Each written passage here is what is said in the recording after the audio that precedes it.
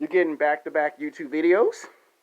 Now, this one is going to be part 3 of Sex Game Television and Film versus Horror part 3.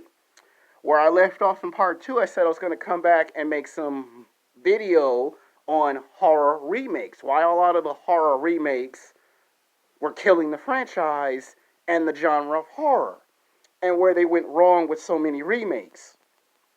Now let's start with the original movies and do a compare and contrast with the original movies and the remakes of their counterparts. Let's start with some of the new Halloween movies. Okay, the new Halloween movies that were directed by Rob Zombie, they were like an altering timeline where Michael Myers is Michael Myers, but it was played up in a different scenario. Where in the originals, Michael Myers had direction, Michael Myers had motivation, and Michael Myers knew what to do. Whereas in Rob Zombie's version, Michael Myers has some direction. Michael Myers has some motivation. And you notice it stopped at 2 films because a lot of people hate the Rob Zombie version of Halloween. I mean, I liked the movie in the sense that the first one was done decently. The second one kind of fell flat. It underperformed at the box office.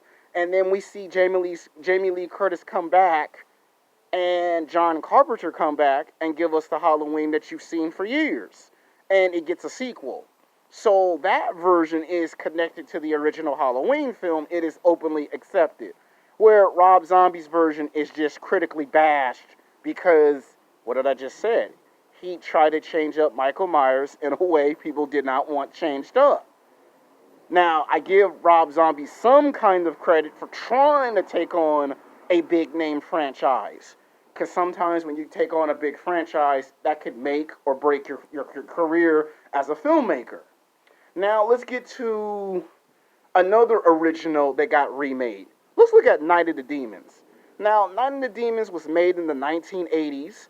Now, it's a good cult classic horror movie about a teenage girl who's a social outcast who got ignored for basically 3 or 4 years in high school and decided to get revenge on her classmates for ignoring her. You know, it's New Orleans. She takes them to this house called Hell House, and it has demonic energy, which it possesses her and it makes her into a demon, and then she infects them and turns them into demons. And then it's a girl from her class being forced to fight her. That was a scary movie, the way they promoted it. And then you have the fact that they would follow it up with Night of Demons Part 2. Night of Demons Part 2 was not as good as the first one because it was like a step down from the first film. They waited 10 years later to do the second film. And they brought the actress back in her 30s, which kind of convinced people that they didn't know why you wait that long to do a sequel.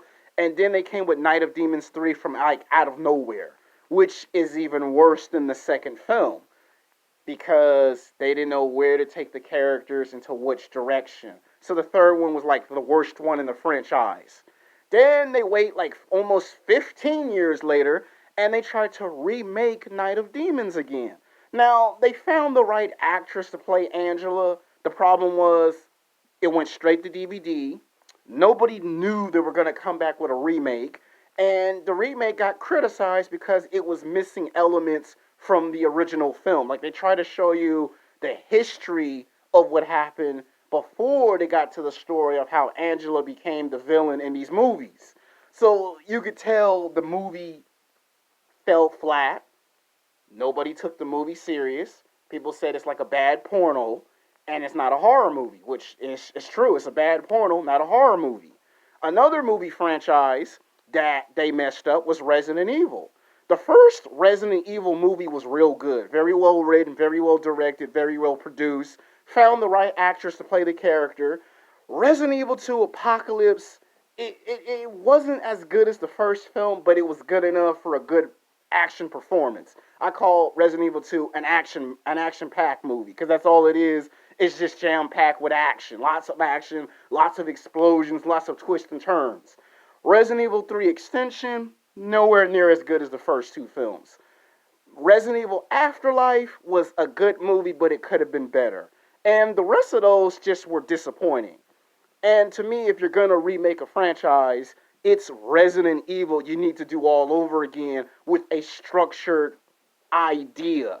Instead of trying to make 5, 6, 7 movies, 3 movies is all you need for Resident Evil. And you would need someone like Christopher Nolan to come in and did like he did for the Batman films, do the same thing to Resident Evil. Give us a Resident Evil 1, a Resident Evil 2, and a Resident Evil 3. You don't necessarily need to do 4, 5, 6, 7 movies to get me interested. Give me 3 movies, I'm satisfied. Some franchises you can do 4, 5, 6 movies. Like Aliens, for an example. You see the remakes are just nowhere near close to Alien and Aliens. Those are like a step down from those movies. So this should conclude part 3 of that video.